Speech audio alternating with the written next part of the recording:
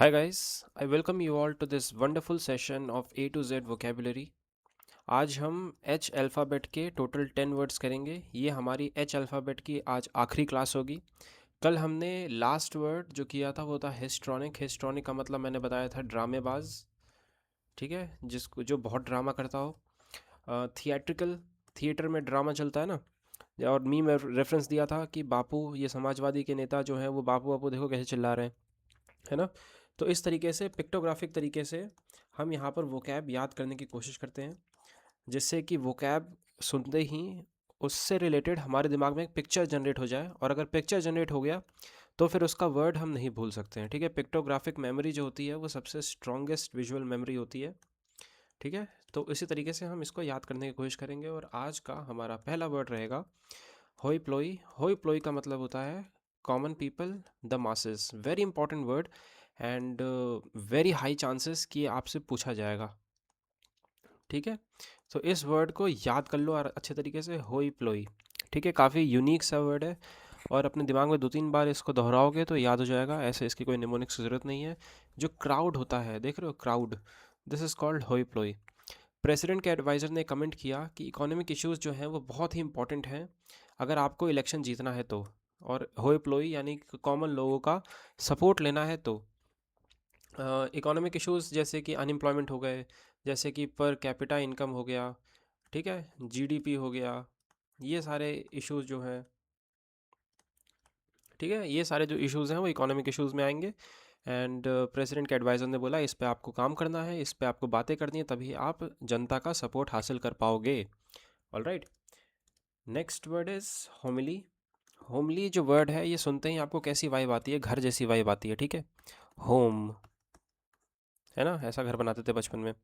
सो घर वाली वाइब आती है, होम ली, ठीक है।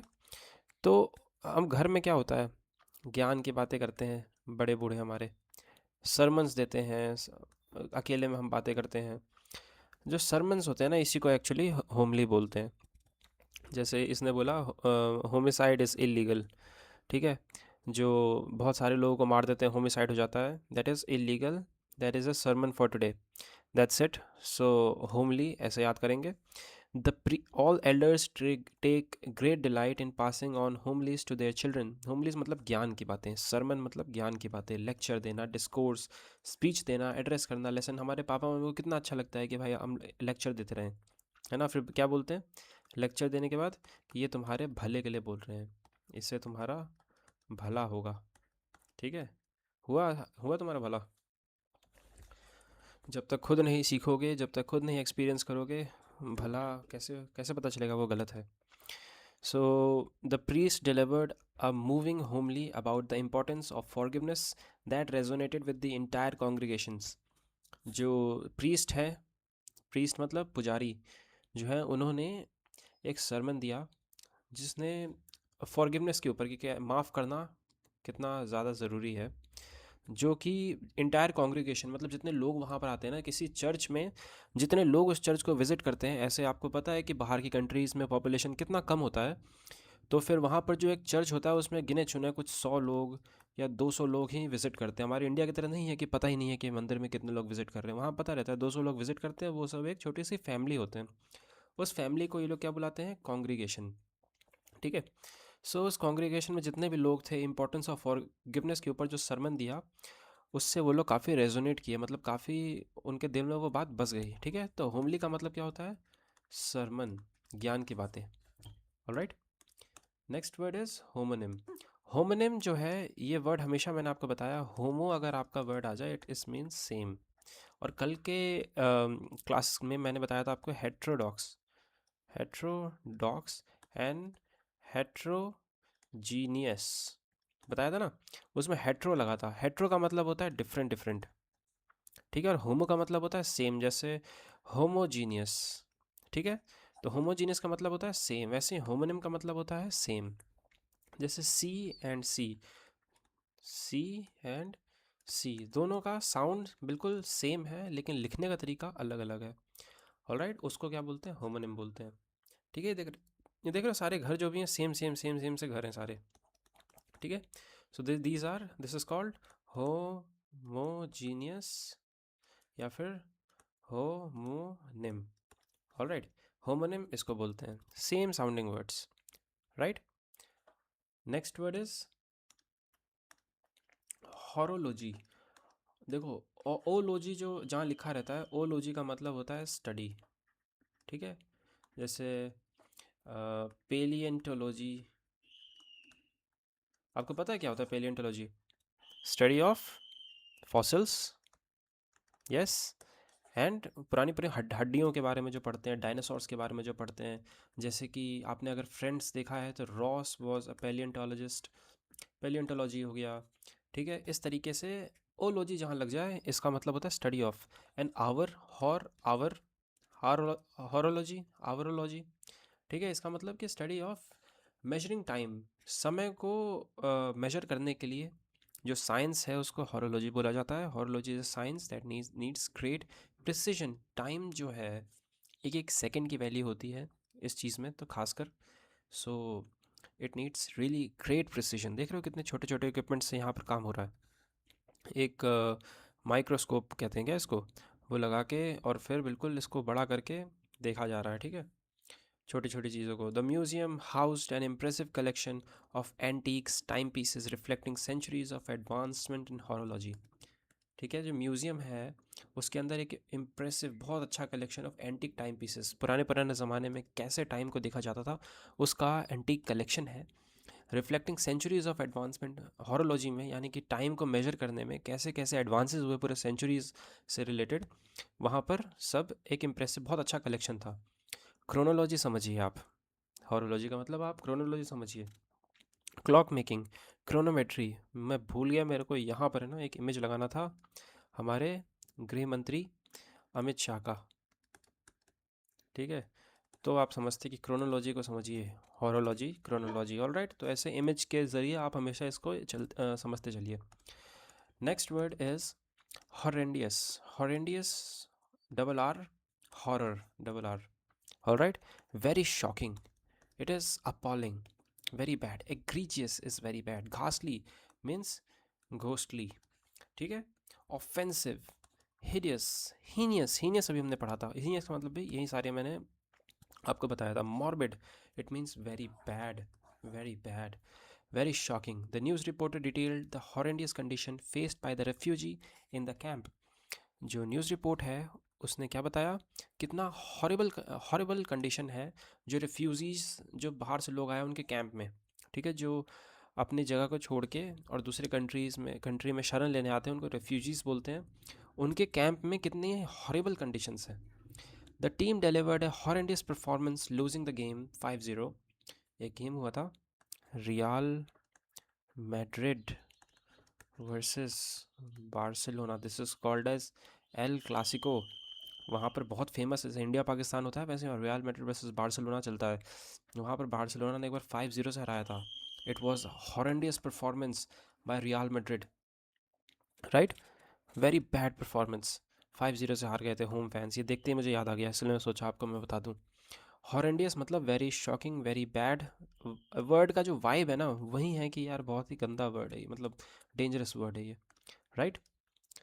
याद हो जाएगा। Next word is humus, very easy word. Rich soil, the humus plays a major part in sustaining plant. The thick dark layer of humus on the forest floor was proof of healthy and rich ecosystem. Humus है वो lifestyle plant के healthy lifestyle के लिए बहुत ज़्यादा ज़रूरी होता है। जो थिक लेयर ऑफ ह्यूमस है फॉरेस्ट में, वो क्या बताता है कि वहाँ का जो सॉइल है काफ़ी रिच एंड ह्यूमस। सॉइल आपके दिमाग में आ जाए, this is humus, sorry humus, right.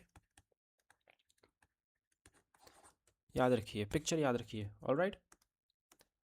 Next word is husbandry. Husbandry का मतलब फार्मिंग, एनिमल हस्बेंड्री, बहुत बार आपने सुना है, ठीक है। एनिमल हस्बेंड्री, एनिमल, एनिमल के मतलब जानवरों को जो पालन पोषण करने को कहते हैं उसको कहते हैं एनिमल हस्बेंड्री। फार्मिंग का मतलब वही होता है पालन पोषण ही करना, लेकिन कभी वो लैंड का हो सकता है, कभी एनिमल का हो सकता है, लैंड हस्बेंड्री भी बोलते हैं, ठीक है। सो कल्टीवेशन, एग्रोनॉमी, काफ़ी बार हमने सुन चुके हैं ये शब्द। Good soil husbandry is essential for ensuring that crops remain healthy and strong while protecting the environment. जो अच्छा सॉइल की जो फार्मिंग है, यानी कि जो ह्यूमस अभी हमने पढ़ा था, ह्यूमस का जो लेयर है वो सॉइल पे प्रेजेंट होना चाहिए, जो कि इंश्योर करता है क्रॉप जो है वो हेल्दी रहें और स्ट्रॉन्ग रहें, ताकि हमारा एनवायरनमेंट जो है प्रोटेक्टेड रहे। Cultivation, agronomy. Alright, next word for today is hyperbole. Hyper का मतलब ही है कि बहुत ज़्यादा, एक जैजरेट करना, ठीक है, बढ़ा चढ़ा के किसी को बताना। हाइपर बोले बहुत ज़्यादा बोल रहा है भाई, ठीक है। जैसे मैंने आपको है ना एक वो दिखाया था जो क्या था दबंग में, एक मैंने वर्ड बताया था ना, वो वर्ड मुझे कमेंट सेक्शन में लिख के आप बताइएगा, ठीक है। उसमें चुलबुल पांडे रहते हैं सामने, और सामने बच्चा भैया के भाई रहते हैं। वो बहुत ज़्यादा, बच्चा भैया का भाई थोड़ा ज़्यादा ही हाइपर बोल कर जाते हैं, बहुत ज़्यादा बोल देते हैं इनको। और यहाँ से इनके कांस्टेबल बोलते हैं कि सर पर्सनालिटी के हिसाब से कुछ ज़्यादा नहीं बोल रहा है, और जो दबंग पांडे हैं वो इनको तोड़ देते हैं। हाइपर बोल, बहुत ही एग्जैजरेशन, एग्जैजरेटेड स्टेटमेंट दे रहा था ये जितना अपना वही पर्सनालिटी से बहुत ज़्यादा बोल रहा था तो मार दिया। एग्जैजरेटेड क्लेम और statement that is not to be taken seriously. Hyperbole actually क्या होता है कि ऐसी बातें जो कि आप बोलते हो विच शुडन बी टेकन सीरियसली। जैसे आप अपने दोस्त को कॉल करते हो, ठीक है, आपने कॉल मिलाया एंड उसने बोला कि 1 मिनट में आ रहा हूँ भाई, तो इसका ये थोड़ा ना मतलब होता है 1 ही मिनट में आ रहा है भाई, वो 15-20 मिनट लगाता है, ठीक है। So this is an hyperbole, मतलब वो जल्दी आ रहा है, 1 मिनट में नहीं आ रहा है, वो जल्दी आ रहा है, ठीक है। इंग्लिश में देखो, I have told you million, भाई मैंने 1000 बार तुमसे बोला है कि ये काम मत करो। 1000 बार नहीं बोला है, मतलब कहने का मतलब मैंने आपको बार बार बोला है कि ये काम मत बोलो। I am so hungry I could eat you, मैं I can eat a horse ऐसे बोलते हैं इंग्लिश में। आई आई एम सो हंग्री, देखो I am so hungry I could eat a horse, it's freezing outside, ठीक है। इट्स मतलब I could eat a horse का मतलब कि मैं बहुत ज़्यादा खाना खा सकता हूँ, घोड़े को नहीं खा सकता हूँ, मतलब पूरा बहुत ज़्यादा खाना खा सकता हूँ। बाहर बहुत ही, इट इज़ फ्रीजिंग आउटसाइड, मतलब ऐसा नहीं है कि कुल्फ़ी जम रखी है, मतलब ठंड बहुत ज़्यादा हो रही है। My feet are killing me, मतलब मैं खड़े खड़े बहुत थक गया, अब पैर जो है वो मुझे मार रहे हैं। इसका ये मतलब नहीं है कि वो सही में मार रहे हैं, ठीक है। These are exaggerated statement, you get it right. Caricature, ये वर्ड याद रखिए, वेरी इंपॉर्टेंट। हाइपरबोल आपको नहीं देगा, वो आपको ये वर्ड देगा, ठीक है। ग्रैंडिलोक्वेंस, हिस्ट्रॉनिक, हिस्ट्रॉनिक अभी मैंने आपको क्या बताया था, ड्रामेबाज, ये इसके स्टार्टिंग में, ठीक है, जो ड्रामेबाज होता है, जो कि बहुत ही बड़ा चढ़ा के बापू को गले लगा के रोए जा रहा है, रोए जा रहा है, ठीक है, तो वो ड्रामेबाज। It is not directly related, but if option comes और हिस्ट्रॉनिक ही लिखा हुआ है, so you can tick it, right. Next word is hypochondria, probably this would be our last word. Hypochondria का मतलब होता है कि एक एबनॉर्मल एग्जाइटी आपके अंदर होने लगती है, आपको बेचैनी सी होने लगती है, उसको बोलते हैं हाइपोकॉन्ड्रिया। कॉन्ड्रिया मतलब इलनेस, हाइपो मतलब बहुत जल्दी। मॉर्बिड स्टेट, जल्दी बोल रहा हूँ, जल्दी। Morbid state of depression for which there is no real cause, ऐसी फालतू में आपके जो मन में हाइप मतलब जो आता है ना, एंग्जाइटी आने लगती है, दैट इज़ हाइपोकॉन्ड्रिया, ठीक है। आपको मिराज जैसे दिखने लगता है कुछ, you think something is over there but it is not actually apparition, आपको दिखने लगेगा, ठीक है, ऐसी चीज़ें। तो फिर this is called as hallucination, आपको होने लगेगा, ठीक है। हेल्यूसिनेशन, सॉरी, हेल्यूसिनेशन आपको होने लगेगा। So I think that she should take medical advice for her hypochondria. Hypochondria it is a disease, उसको अपना मेडिकल एडवाइस लेना चाहिए, एंग्जाइटी होने लगा, कंसर्न होने लगा। Alright, so that's it guys for today. These were our 10 words. I hope आपको सारे वर्ड बहुत अच्छे तरीके से आपके दिमाग में बस गए होंगे। और आपको अगर चेक करना है तो आप अपने दिमाग में एक मेंटल इमेज बनाइए। आज हमने जो जो पढ़ा, एक डरावनी फ़ोटो देखी थी, एंड वी रेड हॉरेंडियस, ठीक है। और हाइपरबोल हमने पढ़ा था, जो बहुत ज़्यादा बोल रहा है, एग्जैजरेटेड स्टेटमेंट, कैसे इसकी जो फ़ोटो हमने जो देखी थी वो याद करो, ठीक है। I could eat a horse, horse एक दूसरे हॉर्स से बोल रहा था। ऐसे ऐसे करके इमेज आप अपने दिमाग में बनाओ, और इसको इस तरीके से याद करने की कोशिश करो। एक आदमी था, वो ज्ञान दे रहा था स्टेज पे चढ़ के, तो क्या दे रहा था, होमिली, राइट। सो इस तरीके से वर्ड्स जो है आप कनेक्ट करते चलो। लास्ट क्लास में एक एक फ़ोटो थी, उसमें कुत्ता अकेले बैठा हुआ था, ठीक है, बहुत ही सैड सा लग रहा था। हमने क्या याद किया था? For lawn. तो खाली जब बैठे हो ना, तो दिमाग ये सब इंस्टा रील स्क्रॉल करने की जगह ना ऐसे दिमाग में अपना वोकैब्स ऐसे घूमते रहना चाहिए आपके दिमाग में कि मैंने ये फ़ोटो देखी थी, उस फोटो से क्या वोकैब आया था। ठीक है, आपको क्वेश्चन देता हूँ। मैंने आपको बताया था बाघी, ठीक है, a rebel without A cause, एक बाघी। तो कैसे मैंने इसको याद कराया था? एक वर्ड था मर्सनरी, ठीक है, उससे मैंने आपको बाकी के बारे में याद कराया था। तो अपने है ना डे टू डे लाइफ से ये सारे वोकैब्स को कैसे आप रिलेट कर सकते हो, और रिलेट केवल नहीं करना, उसको याद करना है उस टाइम पे आप जब भी देखो तो। उस इमेज आपके चारों तरफ बहुत सारी चीज़ें घूमती रहती हैं, उस चीज़ को कनेक्ट करते रहो अपने वोकैब की पढ़ाई के साथ। वोकैब की पढ़ाई जो है वो 24/7 चलती रहनी चाहिए, ठीक है। Right guys, so I hope you liked my video.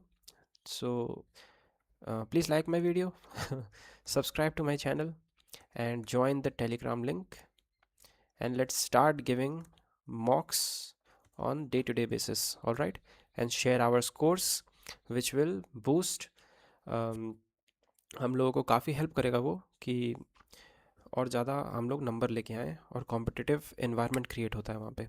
All right, so thank you very much guys, that's all for today.